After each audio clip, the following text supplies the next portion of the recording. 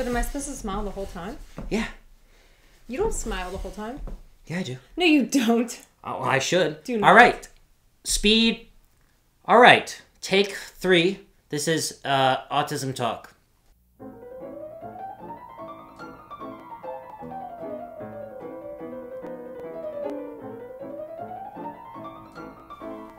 Hi.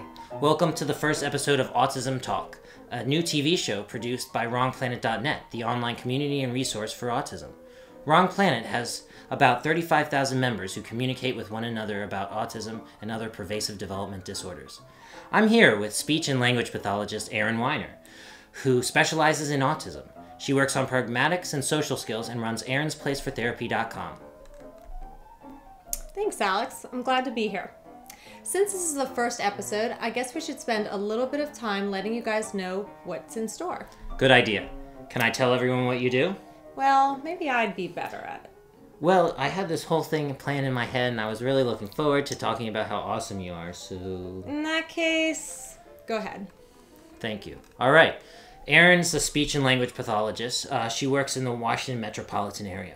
Now, the thing about Erin that makes her unique is that she has this really cool approach to providing therapy by organizing social groups of children and young adults on the spectrum. So it's just a really great thing to get, kids working with each other, and it's a really effective method. Thanks, Alex. Let me tell everyone about you now. That's okay. I think everyone already knows who I am. Well, for the few who don't. Well, I think everyone means everyone, but, go ahead. Alex Plank is one of the most talented individuals I know. He's a filmmaker and an actor. He's best known for his website, WrongPlanet.net, which he started at age 17, and after going through middle school and the first part of high school with the diagnosis of autism. All right, that's enough. Let's move on to our first question, all right? The first question comes from Pensive, Okay. and it's been posted to WrongPlanet.net. She writes, and I'll let you talk, Okay. read this because I'm not, a girl, so I can't. Okay, so she writes, "Does anyone get this? You don't try new things is my mom's latest catchphrase for me. She wants me to go out more and socialize. Why? I'm trying to, but every time I have a social encounter, it ends horribly. Take, for example, going to a wedding reception. I was all keen for it. Really. I told myself I'd be okay. I was completely overloaded and I didn't want to talk to people. The only good thing about that day was that my sister and her friend noticed this and made me move to a quieter spot.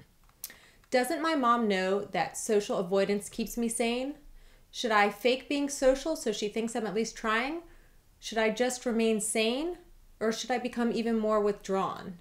Just to be rebellious." All right, well, that's a really good question. I've actually run into that quite a bit. There's a difference, I think, between faking a social interaction and being authentic. And I think a lot of people with Asperger's, me especially, and autism, and all parts of the spectrum have a trouble creating an authentic, communication with another individual. So what's your answer to her question? Okay, well, let's start with the first question. Okay. About, trying new things. You might want to explain to your mom that something like a wedding, which is an event that's something that you do on occasion, you're going to be surrounded with a large group of people, and most likely you're not going to have very much in common with them. And so, especially seeing that it does give you anxiety and that your sister noticed that you might want to move to a quieter spot, I would probably recommend that you go on outings or go to activities or smaller group functions where you know somebody and you feel comfortable and you have a common interest. If you explain that to your mom, she might actually help you find some of those groups and people that you have common interests with, and then you might not need to avoid socializing, but you might have a basis to talk to people about. Okay. Do you have anything about the question I mentioned earlier about faking being social? What's your response to the idea of faking being social instead of actually having interactions with people that are meaningful? Okay, well, again, if you're going to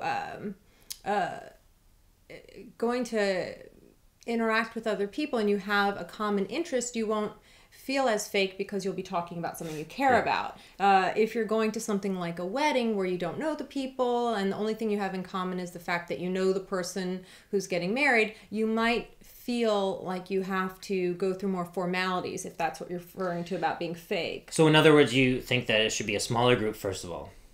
And second of all, you should do it with people that share a common interest. In this case, when somebody tells me that they go to a quieter spot in the room, then I would suggest a smaller group. For somebody who likes large crowds, that wouldn't be a problem. But for this person who wrote in, I would suggest doing a smaller group, yes. Okay.